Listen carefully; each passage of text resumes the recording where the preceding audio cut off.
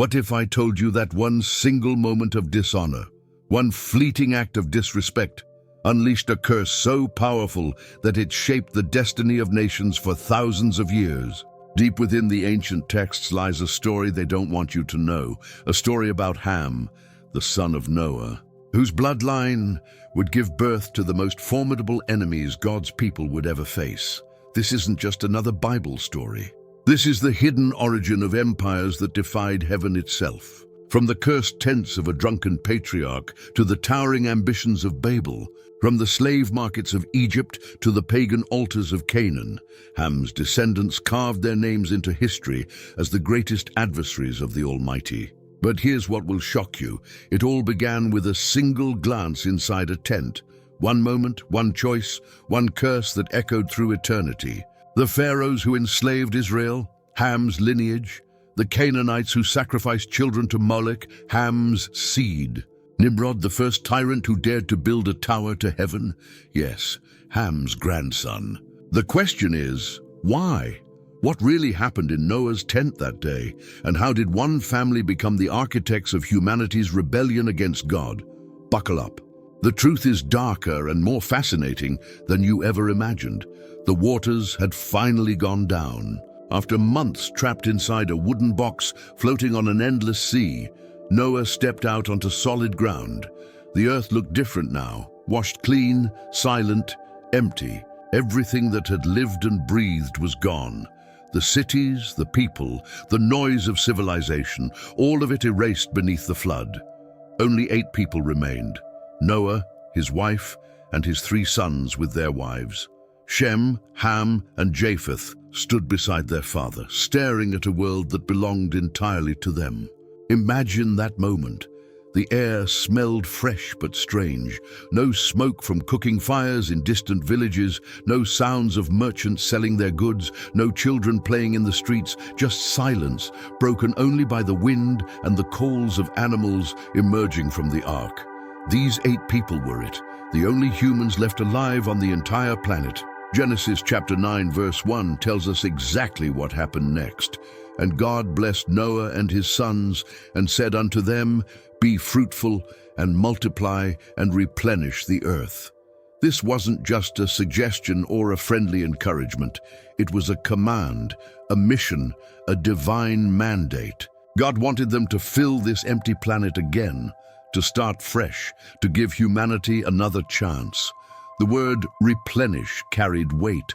Refill what had been emptied, restore what had been destroyed, rebuild what had been washed away. But God didn't just give commands. He gave promises too. The rainbow appeared in the sky as God's covenant sign. He made a solemn vow that day, recorded in Genesis 9 verses 11 through 13. And I will establish my covenant with you. Neither shall all flesh be cut off any more by the waters of a flood. Neither shall there any more be a flood to destroy the earth. And God said, This is the token of the covenant which I make between me and you and every living creature that is with you, for perpetual generations. I do set my bow in the cloud, and it shall be for a token of a covenant between me and the earth. Every time rain clouds gathered and a rainbow appeared, it would remind them, and every generation after them, that God keeps his promises. Never again would water destroy all life. The flood was finished. This was a new beginning. These 8 people carried the entire future of mankind on their shoulders. Every person who would ever live, every king, every farmer, every baby born would trace their family tree back to this moment, to these 3 brothers standing in the mud of a brand new world. The choices they made, the character they showed, the values they passed down would shape everything that came after. Noah didn't just sit around after the flood waiting for things to happen. He got busy. Genesis chapter 9 verse 20 says, And Noah began to be an husbandman, and he planted a vineyard. The word husbandman simply means farmer, someone who works the land, who understands soil and seasons and growing things. Noah became a farmer, working the ground with his hands, planting seeds, watching things grow again in the fresh earth. The vineyard was his project. He chose grapevines specifically. Now, grapevines aren't like regular crops. You don't just throw seeds in the ground and pick grapes the next day. Grapevines take time, years actually. They need careful attention, regular pruning, the right kind of soil. Noah invested himself into this work. He pruned the branches, waited through seasons, protected the young plants from weather and animals, and finally saw clusters of grapes hanging heavy on the vines. This was the first vineyard mentioned in the Bible after the flood. Before this moment, we have no record of anyone making wine in the New World. Sure, wine existed before the flood. Noah knew how to make it, which means the knowledge came from the Old World. But this was the first documented vineyard in the fresh start of humanity. When harvest time came, Noah didn't just eat the grapes fresh off the vine. He crushed them, collected the juice, and let it ferment. The process took time. The grape juice slowly transformed into wine, becoming something stronger, something with the power to affect the mind and body.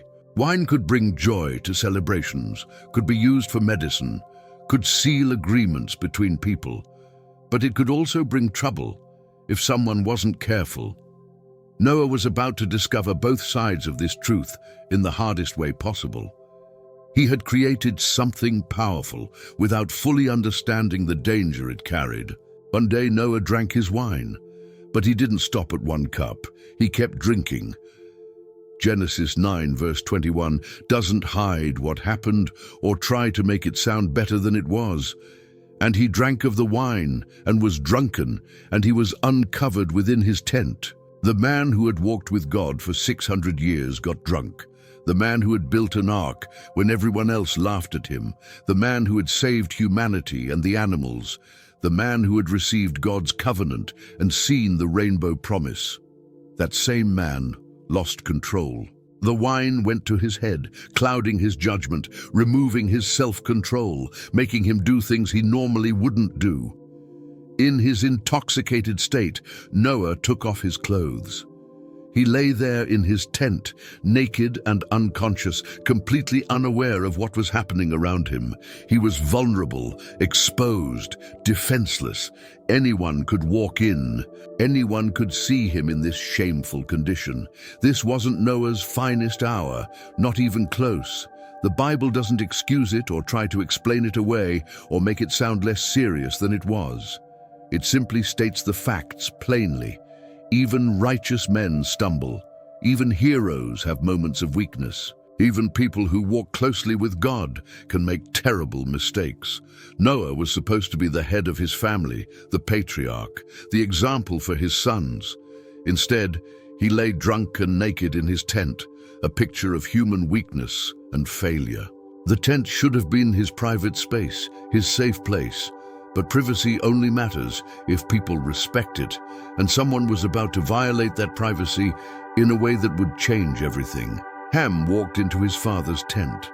We don't know why he went in there. Maybe he was looking for Noah. Maybe he heard something. Maybe he just wandered in without thinking. But what matters is what he saw and what he did next. The Bible specifically identifies him in Genesis 9, verse 22 as Ham, the father of Canaan. Every time the text mentions Ham in this story, it adds this detail: the father of Canaan. This isn't random. The Bible wants you to remember exactly who Ham was and what his family line would become. Keep that name in mind, Canaan. You're going to hear it again. The verse continues. And Ham, the father of Canaan, saw the nakedness of his father and told his two brethren without. Ham saw his father lying there naked. He stood there and looked. He didn't immediately turn away. He didn't grab a blanket and cover his father. He didn't quietly fix the situation and pretend it never happened. Instead, he left the tent and went to find his brothers. He told them what he had seen. Think about that choice for a moment. Ham's father was in a shameful, vulnerable position. Any son who loved and respected his father would have protected him in that moment. A good son would have covered his father, would have guarded his dignity, would have kept the shameful moment private. Ham did the exact opposite. He turned his father's private shame into public knowledge. He went outside and spread the news to his brothers. We don't know his exact words or his tone. Maybe he mocked Noah. Maybe he laughed. Maybe he just gossiped casually, treating his father's shame like entertainment. The Bible doesn't give us those details. But the result was the same. Ham dishonored the man who had given him life, who had brought him onto the ark, who had saved him from drowning with the rest of the world. The ancient world took family honor seriously. Respecting your parents wasn't just a nice idea or a suggestion for good people. It was foundational to society, woven into the fabric of how families and communities worked. Children owed their parents honor, respect, protection. To dishonor your father or mother was to attack the basic structure of civilization itself. Ham crossed a line that couldn't be uncrossed. He saw his father's weakness and responded with contempt instead of compassion, with mockery instead of mercy, with exposure instead of protection. Shem and Japheth heard what their brother told them. They could have laughed. They could have made jokes. They could have gone to look for themselves, to see the great Noah brought low by his own wine. They could have spread the story even further, telling their wives, telling others, making sure everyone knew about their father's embarrassing moment. But they didn't do any of that. Genesis 9 verse 23 shows us exactly what they did instead. And Shem and Japheth took a garment and laid it upon both their shoulders and went backward and covered the nakedness of their father, and their faces were backward, and they saw not their father's nakedness. Picture this scene in your mind. Two grown men grabbing a cloak or a robe. They positioned it carefully on both their shoulders, holding it between them like a curtain. Then they walked backward into their father's tent. Backward. Not forward where they could see where they were going, but backward, facing away, making absolutely sure they wouldn't accidentally see what they shouldn't see. It probably looked awkward. They probably stumbled a bit, moving slowly, carefully, making their way into the tent without turning around. It definitely took effort. It would have been so much easier to just walk in normally, throw a blanket over Noah, and walk out. But they were determined to honor their father even in his worst moment, even when he couldn't honor himself. They covered Noah's body without ever seeing his shame. Their faces stayed turned away the entire time. They protected their father's dignity when he couldn't protect it himself. They guarded his reputation. They kept his private shame private. This was love in action, not the easy kind that costs nothing, but the kind that requires sacrifice and deliberate choice. They went out of their way to do the right thing. They honored their father not because he deserved it in that moment, but because he was their father. The contrast between Ham and his brothers couldn't be sharper.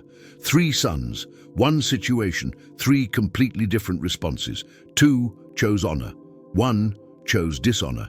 2 chose protection. 1 chose exposure. 2 chose love. 1 chose contempt. The wine eventually wore off. Hours passed, maybe a whole night. Noah's body processed the alcohol. His mind cleared. Consciousness returned. He woke up, probably with a pounding headache and a dry mouth and a foggy memory of the night before. But somehow he figured out what had happened while he was unconscious. Genesis 9 verse 24 says, "And Noah awoke from his wine and knew what his younger son had done unto him." How did Noah know? The Bible doesn't tell us the details. Maybe Shem and Japheth had to explain why he was suddenly covered with a cloak he didn't remember putting on. Maybe they told him directly what had happened, wanting him to understand Ham's disrespect. Maybe the story had already spread through the family and someone else informed him. However he learned the truth, Noah understood. He knew what Ham had done to him. This wasn't just about seeing nakedness. In the culture of the ancient Near East, seeing or uncovering someone's nakedness carried deeper meaning than just looking at a naked body. It suggested violation, disrespect, taking advantage of vulnerability. It implied a fundamental lack of honor, a contemptuous attitude toward the person exposed. Noah recognized that his son had fundamentally dishonored him. Ham hadn't just accidentally seen something embarrassing. He had treated his father with contempt, had mocked him, had turned his weakness into entertainment or gossip. Instead of protecting Noah's dignity, Ham had attacked it. The pain of this betrayal must have cut deep. Noah had saved Ham's life. When God told him to build the ark, Noah could have questioned it, could have delayed, could have built it smaller, but he obeyed. And that obedience meant Ham survived the flood. Noah had brought Ham onto the ark. He had given him a future when the rest of the world had none. And this was how Ham responded, with mockery and disrespect and dishonor. For a father, there's no pain quite like being betrayed by your own child. Noah felt that pain now, sharp and undeniable. What happened next surprises most people who read this story. Noah spoke, and his words carried weight, but he didn't curse Ham directly. Instead, Genesis 9 verse 25 records, "And he said, Cursed be Canaan, a servant of servants shall he be unto his brethren." Wait, Canaan? Ham's son. Why would Noah curse his grandson for something his son did? Why not curse Ham himself? This question has puzzled readers for thousands of years. Scholars debate it, theologians discuss it, and the text itself doesn't explain Noah's reasoning. It simply records what he said. But look back at how the story identifies Ham every single time he's mentioned. Ham, the father of Canaan. The Bible keeps connecting Ham to Canaan, keeps making sure we don't forget this relationship. There's something significant about this link. Noah's curse targeted the family line that would come from Ham, the descendants who would carry forward his character, his choices, his attitudes. The curse itself was specific and severe. Canaan would become a servant of servants.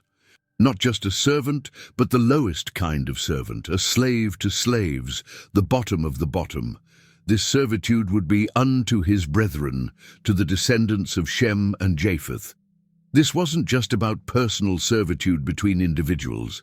Noah wasn't saying that Canaan himself would personally serve his uncles. He was making a prophetic declaration about entire peoples, about nations that would rise from these family lines, about conflicts and hierarchies that would echo through centuries of history.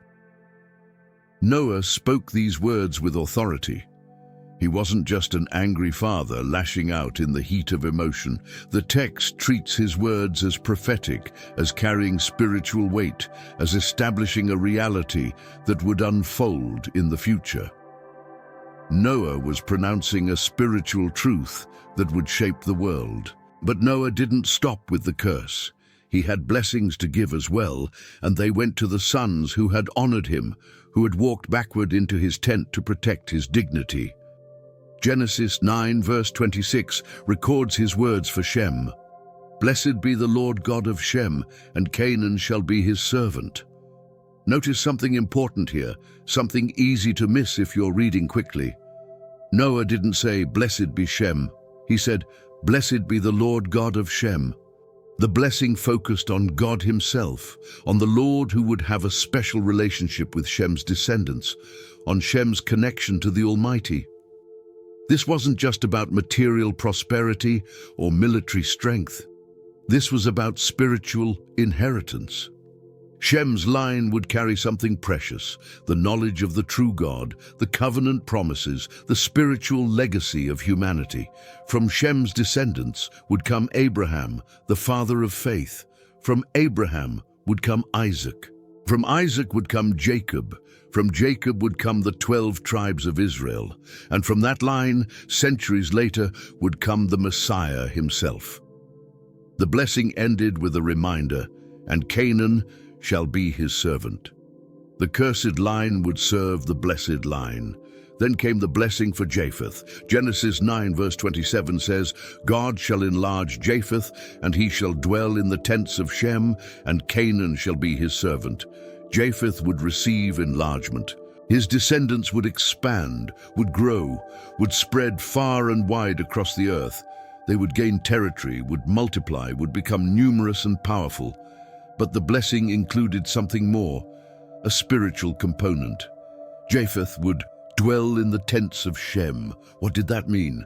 To dwell in someone's tent suggested sharing their home, sharing their space, joining their family. It pointed toward a future where Japheth's descendants would somehow share in the spiritual blessings given to Shem's line, would join in the covenant, would become part of the family of God. And again, the reminder, and Canaan shall be his servant. Both blessed brothers would see the cursed line serving them. These weren't just nice words spoken by a father to his sons. These were prophetic declarations that established the framework for how these family lines would interact throughout all of human history.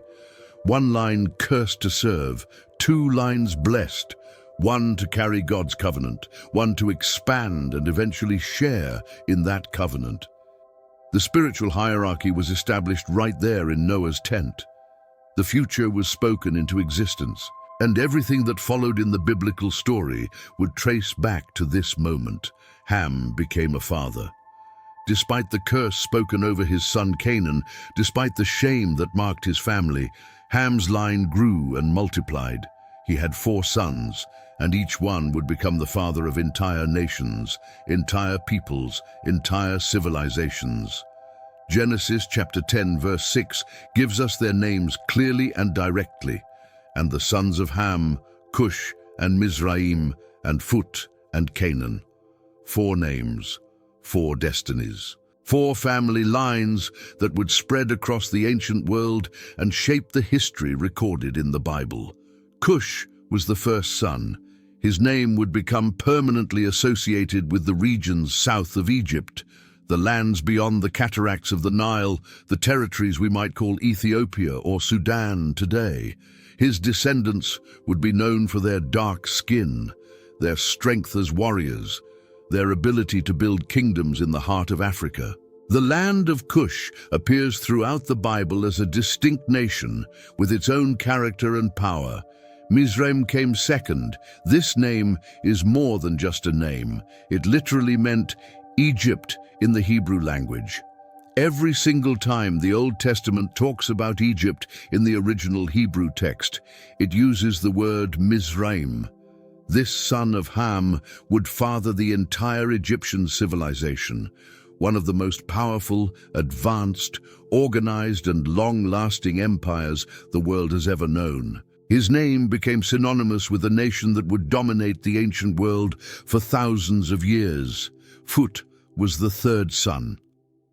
Less is known about his descendants compared to his brothers, but ancient records and historical documents connect them to the regions west of Egypt, the areas along the northern coast of Africa that we call Libya today. They settled along the Mediterranean coast, establishing communities, building cities, trading with other nations. Canaan was the 4th and last son. Remember him, the one who received Noah's direct curse. Cursed be Canaan, a servant of servants shall he be unto his brethren. This son would father the peoples who would eventually occupy the very land that God would later promise to Abraham and his descendants. The Canaanites would be living right where God wanted his chosen people to settle. This wasn't coincidence. This wasn't random chance. This was the curse beginning to take physical shape in real geography, real territory, real history. Each of these 4 sons married and had children of their own. Those children grew up and had more children. The grandchildren of Ham spread out across the world, moved into different territories, developed different languages and customs over time. But they all carried Ham's blood flowing through their veins. They all descended from the man who had dishonored his father in that tent, who had mocked instead of protected, who had exposed instead of covered. Cush had many sons as his family grew, but one son stood out from all the rest. One son made a name for himself that would echo through history. Genesis 10 verse 8 introduces him in a way that makes clear he was no ordinary man. And Cush begat Nimrod. He began to be a mighty one in the earth. Nimrod. Even his name sounds powerful when you say it out loud.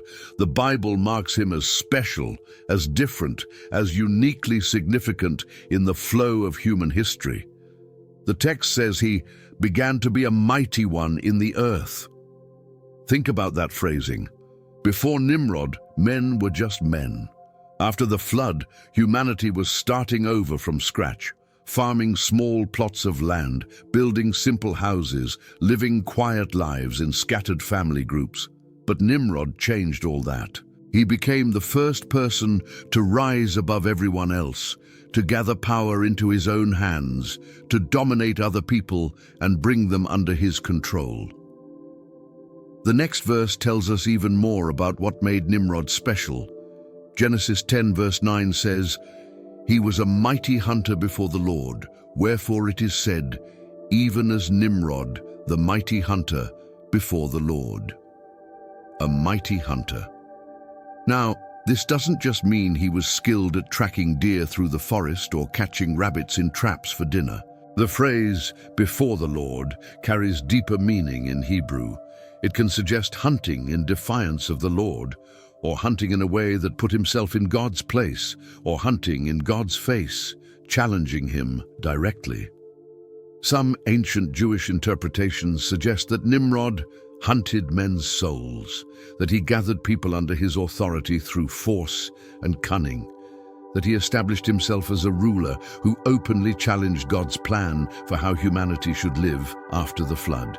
His reputation became legendary during his own lifetime and continued long after his death. People made common sayings about him that got passed down through generations.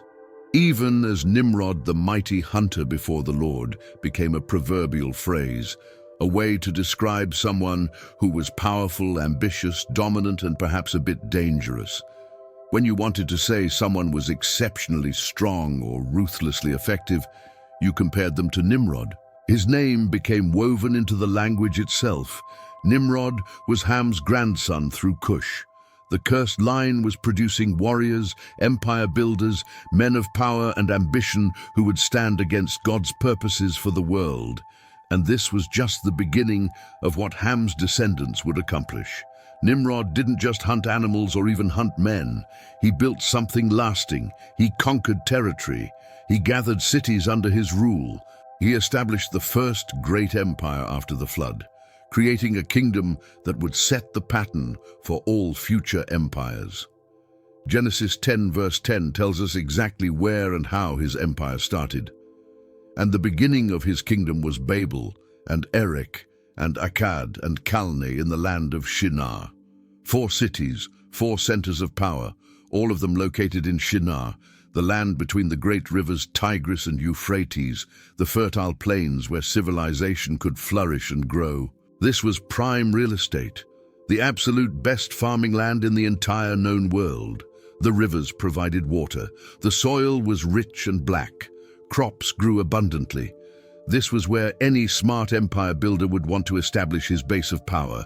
Babel was the crown jewel of Nimrod's kingdom. This city would become famous, or rather infamous, for what would happen there in the very near future. The name Babel would become associated with confusion, with pride, with human rebellion against God. But we're getting ahead of ourselves. For now, just understand that Babel was Nimrod's capital city, his seat of power, the center of his growing empire, the place where he ruled from. Erech was another major city in his kingdom. Archaeologists have actually found its ruins in modern-day Iraq, confirming that it was indeed a significant urban center in ancient Mesopotamia, just as the Bible says. Akkad was so important that it eventually gave its name to an entire empire that would come centuries later, the Akkadian Empire, one of the first great Mesopotamian powers. Nimrod was establishing foundations that would last for thousands of years. Calneh rounded out his initial territory, 4 cities working together, connected by roads and trade, united under one ruler, forming the first organized kingdom mentioned anywhere in the Bible after the floodwaters receded. This wasn't just about owning cities and controlling territory. Nimrod was creating something fundamentally new in the post-flood world. Centralized power, organized government, empire with a capital E. Before him, families lived in scattered communities, small tribal groups following their own patriarchs and leaders. Nimrod brought them together under his single rule, whether they wanted it or not. He concentrated power in his own hands. And here's the problem. He was building a kingdom that went directly against God's command to spread out and fill the earth. Instead of scattering across the planet as God had told Noah's family to do, people were gathering together in one place. Instead of many small communities living independently and honoring God in their own ways, Nimrod was creating one big centralized system, with himself sitting at the very top. But Nimrod wasn't satisfied with controlling just Shinar. 4 cities weren't enough for his ambition. His hunger for power and territory pushed him to expand further. Genesis 10, verse 11 describes what happened next. Out of that land went forth Ashur, and builded Nineveh, and the city Rehoboth, and Calah. Now the Hebrew grammar here is a bit tricky, and scholars debate the exact meaning. Some English translations say he went forth into Ashur, meaning Nimrod himself personally expanded his empire into the land of Assyria. Other translations say Ashur went forth, meaning a person or people group named Ashur left Shinar and built these northern cities. Either way, these cities were clearly connected to Nimrod's empire, or at minimum heavily influenced by him and his power. Nineveh. Remember that name because you'll hear it again and again throughout biblical history. This city would eventually become one of the most important, powerful, and infamous cities in the entire ancient world. Centuries after Nimrod, it would become the capital of the Assyrian Empire, the brutal, conquering, ruthless empire that would destroy the northern kingdom of Israel and carry God's people away into captivity and slavery. Nineveh would grow to be massive, incredibly powerful, fabulously wealthy, and thoroughly wicked. And it all started here, in Nimrod's expansion northward. Rehoboth was built alongside Nineveh. The name itself means broad places or open spaces, which suggests it was a large, sprawling city with wide streets and plenty of room. Calah came next in the list, but the description doesn't stop there. Genesis 10 verse 12 adds an important detail. And Rezin between Nineveh and Calah, the same is a great city. Rezin was built in the space between Nineveh and Calah, essentially connecting them into one enormous urban complex. The Bible specifically calls this combined area a great city, emphasizing just how large and significant this urban development was. Look at what Nimrod accomplished in his lifetime. He started with 4 major cities in the land of Shinar: Babel, Erech, Akkad, and Calneh. Then he pushed his power northward into Assyria and built or established 4 more major cities: Nineveh, Rehoboth, Calah, and Rezin. That's 8 significant cities total, spanning 2 major geographical regions, all under his control or heavy influence. This was completely unprecedented in the post-flood world. No one since Noah stepped off the ark had built anything remotely like this. No one had gathered this much power. No one had created such a vast network of cities and control. Nimrod was creating civilization on a massive scale, gathering humanity together in defiance of God's command, establishing power structures and urban centers that would outlast him by many centuries. And remember the family tree here. Nimrod was Ham's grandson through Cush. The cursed line, the dishonored line, was producing the first great empire builder of the New World, the first conqueror, the first man to systematically challenge God's order for how the post-flood world should develop. Now let's turn our attention to Canaan, Ham's 4th son, the one who received Noah's curse spoken directly over him by name. Canaan grew up, married, and had many sons of his own. Those sons became the fathers of distinct peoples, separate clans, different tribal groups. Genesis 10 verses 15 through 18 lists them one by one. And Canaan begat Sidon, his firstborn, and Heth, and the Jebusite, and the Amorite, and the Girgasite, and the Hivite, and the Archite, and the Sinite, and the Arvadite, and the Zemarite, and the Hamathite, and afterward were the families of the Canaanites spread abroad. Let's walk through these names and understand who these people became. Sidon was Canaan's firstborn son, his eldest. Sidon's descendants became the Sidonians, who became famous throughout the ancient world as seafaring people, skilled sailors, and wealthy traders. They built impressive port cities along the Mediterranean coast and grew rich through maritime commerce, shipping goods across the ancient world. Heth fathered the Hittites, who would grow into a major military and political power in the ancient Near East. The Hittites eventually built their own empire, developed advanced techniques for working with iron and other metals, created a sophisticated legal system, and even rivaled mighty Egypt for control and influence over the region. The Jebusites settled primarily in the hill country of Canaan. Their most famous city was called Jebus, a fortified city built on a rocky hill that seemed impossible to conquer. This city would later be captured by King David of Israel and renamed Jerusalem. Yes, Jerusalem, the holy city, the city of God, was originally founded and occupied by the Jebusites, cursed descendants of Canaan. The Amorites spread throughout the land in large numbers. Their tribal name appears constantly throughout the Bible as one of the main Canaanite groups that Israel encountered. They were known as warriors, city builders, powerful fighters, and they occupied both sides of the Jordan River. The Girgashites are mentioned several times in lists of Canaanite peoples, though they left less of a clear mark in historical records compared to some of the other groups. They definitely occupied part of the Promised Land that Israel would later be commanded to conquer. The Hivites settled in various regions throughout Canaan. They appear multiple times throughout biblical history, sometimes making peace treaties with Israel, sometimes fighting against them as enemies. The Archites, Sinites, Arvadites, Zemarites, and Hamathites each established their own distinct territories and built their own cities. Some of these groups built cities along the Mediterranean coast, becoming sea traders. Others settled inland, building fortified towns in the hills and valleys. Each group developed its own identity while still being part of the larger Canaanite family. The passage ends with a significant statement that we need to pay attention to. And afterward were the families of the Canaanites spread abroad. They didn't stay clustered in one small area. They didn't remain in a single valley or region.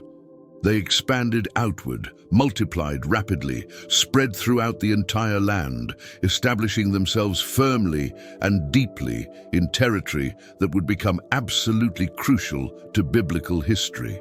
Where exactly did all these Canaanite clans settle? What territory did they claim as their own? The Bible gives us specific geographical details that help us understand just how strategically positioned they were. Genesis 10 verse 19 describes the borders of Canaanite territory. And the border of the Canaanites was from Sidon, as thou comest to Gerar unto Gaza, as thou goest unto Sodom and Gomorrah, and Admah and Zeboim, even unto Lasha. Start at Sidon in the far north, right on the Mediterranean coast. This was a beautiful port city, perfectly positioned for maritime trade and fishing, with access to the sea and the wealth it brought. From Sidon, the border extended southward along the coast toward Gerar and continued all the way down to Gaza. This entire stretch was the coastal plain. Flat, fertile land, perfect for growing crops, with access to both the sea and the inland trade routes. But Canaanite territory didn't stop at the Mediterranean coast. It stretched inland as well, reaching eastward toward the cities of Sodom, Gomorrah, Admah, and Zeboim, cities that would later become infamous throughout all of history for their extreme wickedness and their destruction by fire from heaven. The border continued southward to Lasha. Think carefully about this geography for a moment. The Canaanites had occupied and claimed the most fertile, valuable, strategically important land in the entire region. They controlled the coastal plains that were perfect for agriculture. They held the inland valleys that were rich with water sources and good soil. They built their cities in the hills that were naturally defensible and militarily strong. The major trade routes that connected Egypt in the south to Mesopotamia in the north ran directly through their territory, allowing them to tax traders and grow wealthy. This wasn't random. This wasn't accidental. This wasn't just lucky settlement patterns. The cursed descendants of Canaan had positioned themselves, whether by design or by God's sovereign plan, in the exact same land that God would later promise to Abraham and his descendants. When God told Abraham, "To your offspring I will give this land," he was talking specifically about Canaanite territory, land already occupied by the cursed line. The Canaanites didn't just pass through this land, they built fortified cities with strong walls throughout the territory. They developed sophisticated agricultural systems. They created extensive trade networks connecting them to other nations. They established religious centers and temples to their gods. They dug themselves in deep, making the land thoroughly theirs through generation after generation of continuous occupation. By the time Moses would eventually lead the Israelites to the edge of the Promised Land many centuries later, the Canaanites had been living there and building there for hundreds and hundreds of years. They had strong defensive walls around their cities. They had trained armies ready to fight. They had established governments and kings ruling over them. Removing them from the land wouldn't be easy or simple. It would require warfare, faith, and direct divine intervention. But that difficulty was part of the larger story. The curse had said the Canaanites would become servants to their brothers. The conflict was built into the very geography itself, into the fact that the cursed line occupied the promised land. Mizraim, Ham's second son, became the father of Egypt, not just a city or a tribe, but an entire nation and civilization. His descendants created what would become one of the ancient world's most powerful, sophisticated, long-lasting, and influential civilizations.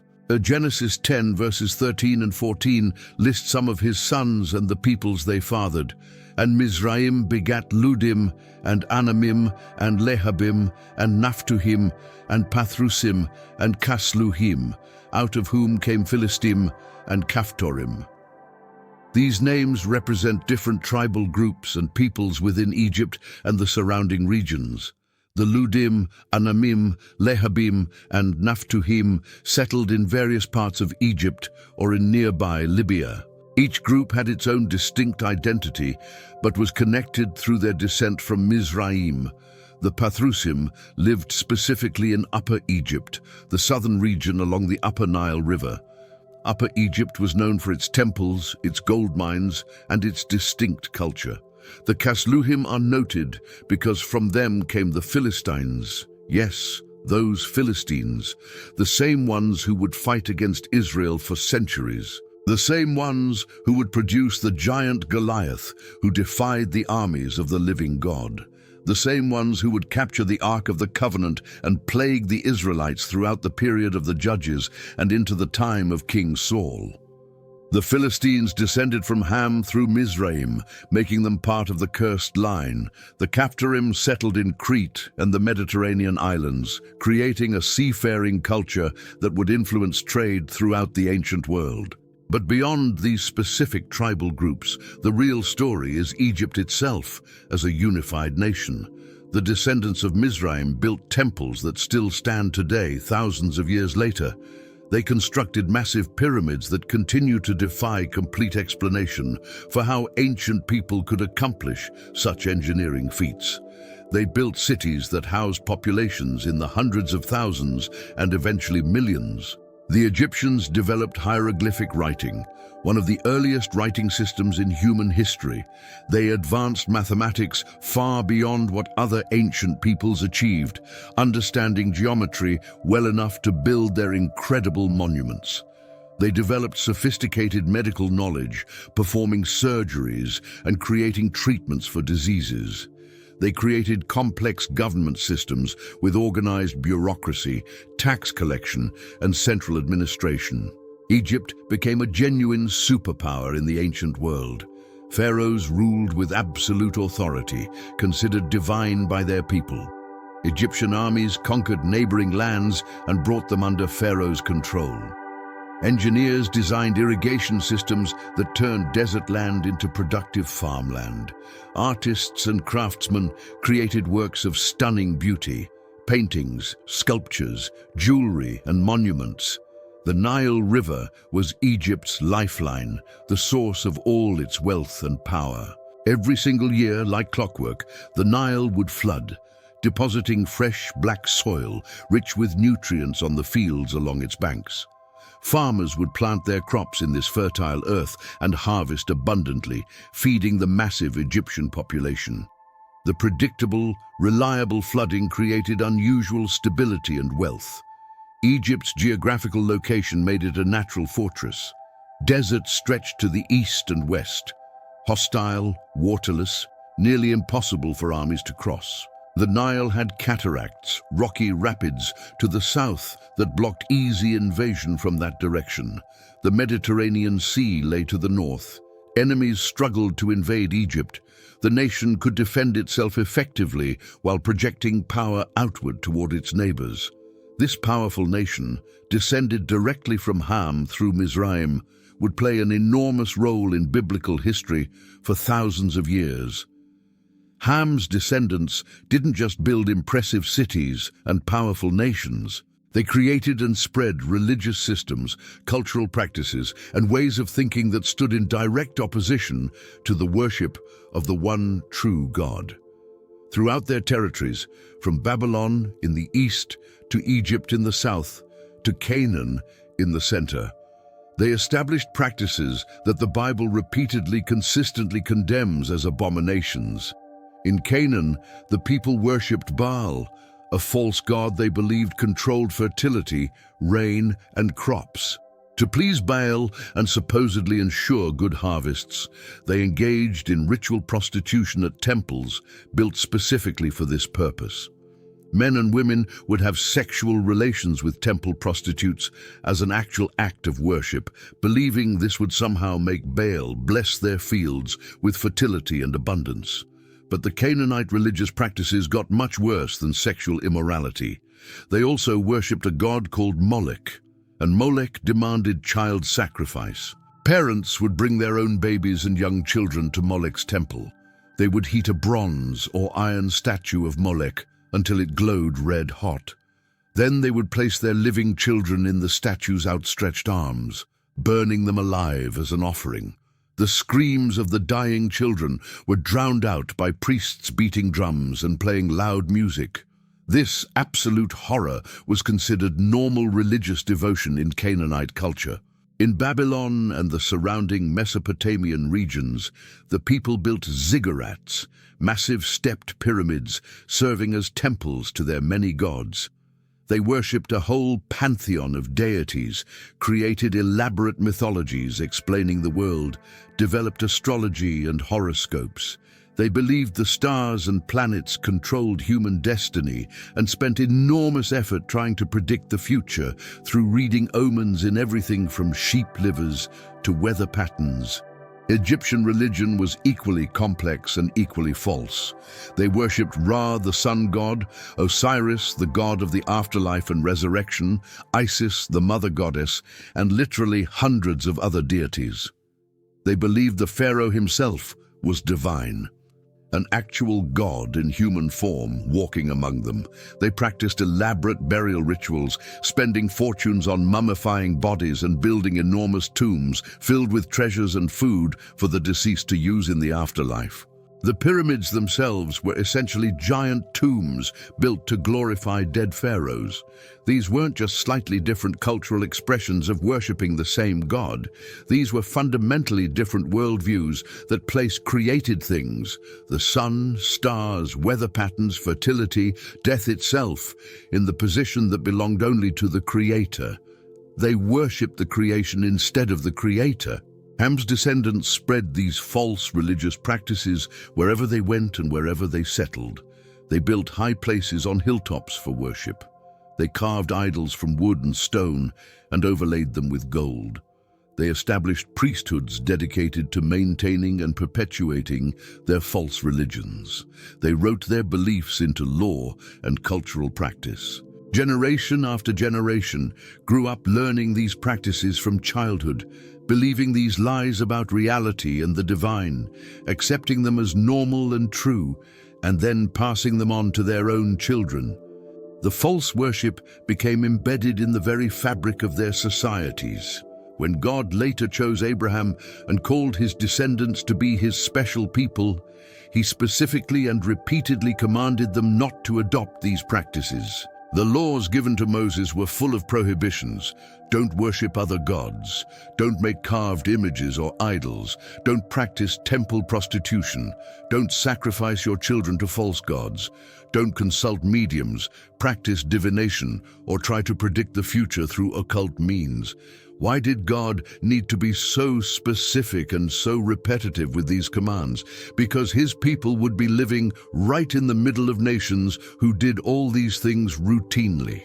The Canaanites would literally surround them on every side. Egypt would be right next door. Babylon would rise as a world power. The temptation to adopt these practices, to fit in with the surrounding culture, to worship like their neighbors worshipped, would be constant, strong, and seductive throughout Israel's entire history. In those early days after the flood, something remarkable characterized all of humanity. Genesis 11 verse 1 describes it simply, "And the whole earth was of one language and of one speech." Every person on the planet spoke the same words, used the same grammar, understood each other perfectly. There were no translation problems, no communication barriers, no misunderstandings caused by language differences. Imagine that world. A farmer in one region could talk to a trader from somewhere completely different, and they understood each other instantly. Families could travel across vast distances and still communicate with everyone they met. Ideas spread rapidly because everyone could share them in the same tongue. This unity of language created unprecedented potential for human cooperation and collaboration. But something else was happening alongside this linguistic unity.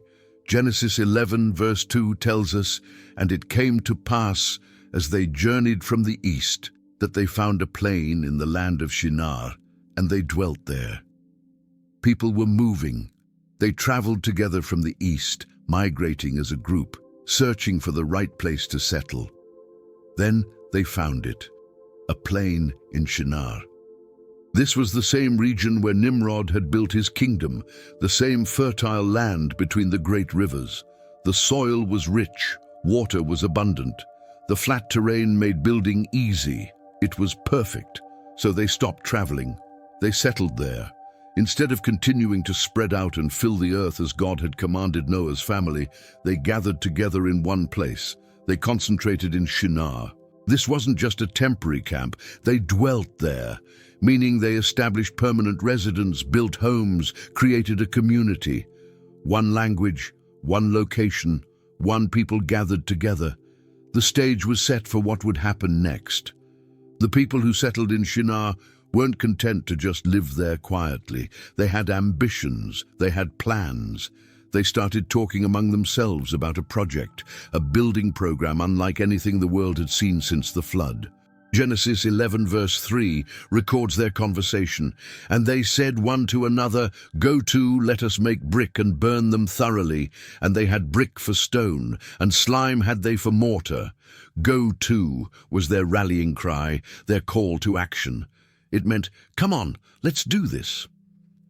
They encouraged each other, built enthusiasm, got organized. The project was brick-making, and they approached it systematically. In most ancient construction, people used natural stone, rocks they found and shaped. But in Shinar, stone was scarce. The plain was all river soil and clay, so they innovated. They made bricks from the clay, shaped them into uniform blocks, and burned them thoroughly in kilns until they were hard and durable. This was technology, craftsmanship, human ingenuity at work. For mortar, the substance that holds bricks together, they used slime. This was bitumen or tar, a natural petroleum product that oozed up from the ground in that region. It was sticky, waterproof, and strong. It made excellent mortar for holding their bricks together.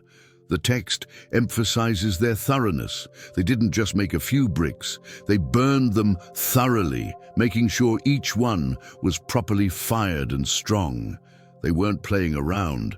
They were serious about this construction project. They were building to last. The people worked together, using their shared language to coordinate efforts, pool resources, and organize labor. Everyone understood the plan. Everyone knew their role. The unity of language made large-scale cooperation possible, but what exactly were they building with all these bricks and tar? Genesis 11 verse 4 reveals their full plan.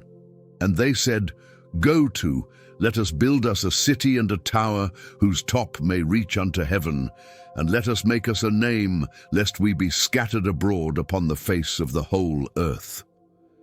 A city and a tower. Not just houses, but an entire urban center. And not just any tower, one whose top would reach unto heaven. This was breathtaking ambition. They wanted to build something so tall, so impressive, so magnificent that it would literally touch the sky, breach the heavens, reach into God's domain. Why?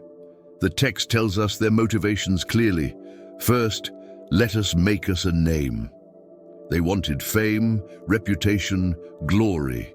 They wanted to be remembered, to achieve something so impressive that future generations would look at their tower and marvel. They wanted to establish themselves as great, as powerful, as capable of incredible things. Notice the repetition of us in their speech. Let us build us a city. Let us make us a name. Everything focused on themselves, on human achievement, on what they could accomplish through their own strength and ingenuity. God wasn't part of their planning. They weren't building for His glory or according to His instructions. This was all about human pride. But there was a second motivation, equally revealing, lest we be scattered abroad upon the face of the whole earth. They wanted to stay together. They feared being spread out. They were actively working against God's command to fill the earth. Remember what God told Noah, "Be fruitful and multiply and replenish the earth." The command was to spread out, to fill the planet, to establish human life everywhere. But these people wanted the opposite. They wanted to concentrate in one place, build one great city, stay unified under human leadership. The tower was a symbol of this defiance. It represented humanity's attempt to reach heaven on their own terms, to achieve greatness through their own efforts, to make a name for themselves rather than honoring God's name. It was the ultimate expression of human pride and self-sufficiency. While the people worked on their tower, building it higher and higher, something happened in heaven. God took notice. Genesis 11 verse 5 describes it. "And the Lord came down to see the city and the tower which the children of men builded." The Lord came down. This is anthropomorphic language, describing God as if He has a physical body and needs to travel. Of course, God is omnipresent and already knows everything. But the text uses this language to emphasize God's personal attention and direct involvement. He wasn't ignoring humanity's project. He was examining it closely. He came to see the city and the tower which the children of men builded. God looked at their construction, observed their methods, understood their motivations. He saw everything they were doing and why they were doing it. Then God spoke, and His words reveal something interesting. Genesis 11 verse 6 says, "And the Lord said, Behold, the people is one, and they have all one language. And this they begin to do. And now nothing will be restrained from them, which they have imagined to do." God spoke in the plural, the Lord said. This hints at the divine council, the Trinity in conversation, Father, Son, and Holy Spirit discussing what to do about the situation. God's assessment was clear. The people is one. They were unified. They have all one language. They could communicate perfectly and coordinate their efforts. This they begin to do. The tower was just the start. And here's the key statement. Now nothing will be restrained from them, which they have imagined to do. God recognized that unified humanity with a single language had incredible potential. Whatever they imagined, they could achieve through cooperation. There would be no limit to what they could accomplish together. That sounds positive, but God saw the danger. If humanity remained unified in rebellion against him, if they continued building monuments to their own glory instead of honoring their Creator, if they kept defying his commands, there would be no restraining their sin and pride. God saw the trajectory. This tower was just the beginning. If left unchecked, humanity would spiral deeper into rebellion, pride, and self-worship. God decided to act. He would intervene directly to stop the Tower Project and address the deeper problem of unified human rebellion. Genesis 11 verse 7 records his decision. Go to, let us go down, and there confound their language, that they may not understand one another's speech. Notice the irony. The people said, go to, let us build. Now God says, go to, let us go down. They acted in unity to build. God would act in unity to stop them. The solution was brilliant and precise. God would confound their language. The word confound means to confuse, to mix up, to make unclear. God would take their one unified language and transform it into many different languages, making it impossible for them to understand each other. The purpose was clear, that they may not understand one another's speech. The communication would break down completely. The worker making bricks wouldn't understand the worker laying them. The foreman giving orders wouldn't be understood by his crew. The confusion would halt all coordinated work. And that's exactly what happened. Genesis 11 verse 8 tells us, so the Lord scattered them abroad from thence upon the face of all the earth, and they left off to build the city. God's intervention worked immediately and completely. The people couldn't understand each other anymore. A worker would say something in his new language, and his neighbor would respond in a completely different language, and neither would have any idea what the other was saying. Imagine the chaos. Imagine the frustration. Arguments probably broke out. People gathered with others who spoke their same new language. Groups formed based on who could understand whom. The unified workforce fractured into separate language groups almost instantly. And because they couldn't coordinate anymore, they left off to build the city. The construction stopped. The tower remained unfinished. Their great project, their monument to human achievement, their symbol of rebellion, abandoned, incomplete, a testimony to the futility of opposing God. The language confusion accomplished exactly what God intended. Genesis 11 verse 8 already told us that the Lord scattered them abroad from thence upon the face of all the earth. Now verse 9 adds the explanation. Therefore is the name of it called Babel, because the Lord did there confound the language of all the earth, and from thence did the Lord scatter them abroad upon the face of all the earth. The place was named Babel, which sounds like the Hebrew word for confusion. Every time someone said the name Babel, they would remember what happened there. The day God confused human language and scattered humanity across the planet. Think about how this scattering happened practically. Language groups that could understand each other naturally clustered together. They couldn't work with people who spoke different languages, so they separated. Family groups who found themselves speaking the same language stayed together. Those who spoke differently had to part ways. These language groups began migrating away from Shinar. Some headed north toward the mountains. Others went west toward the Mediterranean. Some traveled south toward Africa. Others pushed east toward Asia. They spread out in every direction, filling the earth just as God had originally commanded. The scattering wasn't just physical, it fractured Nimrod's empire. His unified kingdom couldn't survive when his subjects couldn't understand each other. His centralized power base disintegrated. The cities he controlled saw their populations fragment and disperse.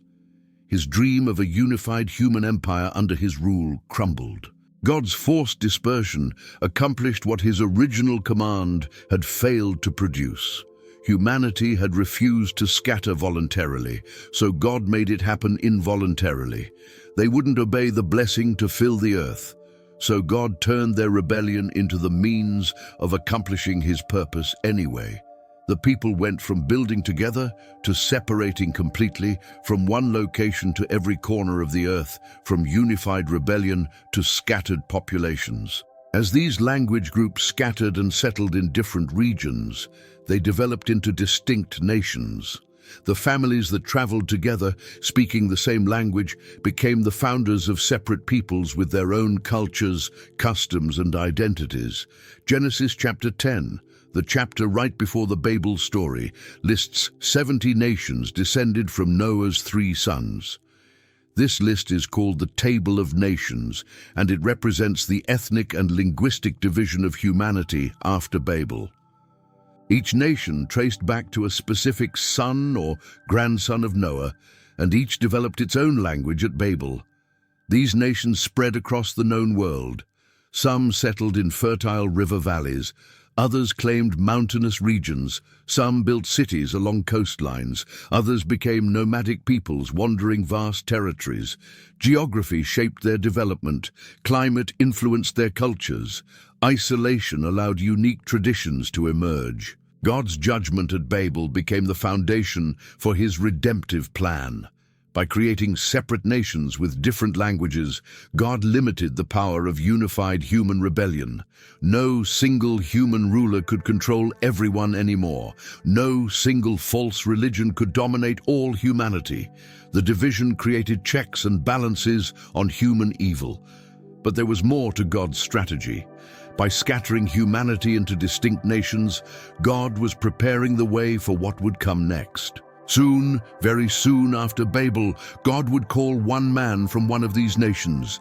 That man was Abraham, called out of Ur of the Chaldeans, out of the very region where Babel stood. God would make a covenant with Abraham. He would promise that through Abraham's descendants, all the nations of the earth would be blessed. All these scattered peoples, speaking all these different languages, living in all these separate lands, they would all eventually have access to God's blessing through the line of Abraham. The division at Babel set up the need for reconciliation.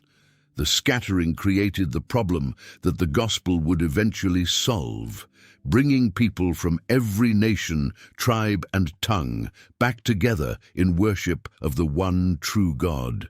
The Tower of Babel represents more than just a historical event about language and migration.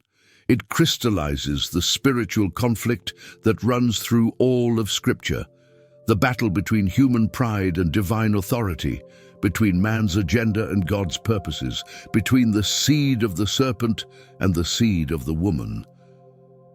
Ham's descendants played a central role in this rebellion. Nimrod, the mighty hunter and empire builder, came from Ham through Cush. The tower was built in Shinar, where Nimrod had established his kingdom. While the Bible doesn't explicitly name Nimrod as the tower's architect, the connection is clear. This was happening in his territory, among his people, as part of his empire-building agenda. The division between the blessed lines of Shem and Japheth and the cursed line of Canaan found new expression at Babel. The rebellion that started in Noah's tent with Ham's dishonor continued in Shinar with unified human defiance of God. The curse Noah pronounced was taking shape in history. From this point forward, Ham's descendants would repeatedly rise as enemies and obstacles to God's covenant people. The pattern was established at Babel. Human pride, self-glorification, empire building, and rebellion against divine command. The Canaanites, already settled in the Promised Land, would resist Israel's conquest for generations. The Egyptians, descended from Mizraim, would enslave God's people for 400 years. The Babylonians, building on Nimrod's legacy, would eventually destroy Jerusalem and carry Judah into captivity. The Assyrians, from the cities Nimrod built, would conquer the northern kingdom of Israel. Every major enemy Israel faced in the Old Testament traced back to Ham's line. The curse spoken by Noah echoed through centuries of conflict. A servant of servants shall he be unto his brethren. The warfare, the slavery, the captivity, it all connected back to that moment in Noah's tent and found expression in the rebellion at Babel. But the story doesn't end with division and conflict. God's plan was always bigger than human rebellion. The scattering at Babel would eventually be reversed.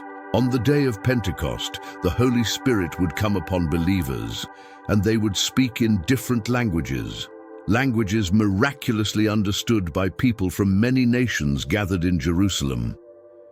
Where Babel scattered humanity in judgment, Pentecost would begin gathering humanity in grace. Where confusion divided, the gospel would unite. Where pride built towers to human glory, humility would build the church to God's glory.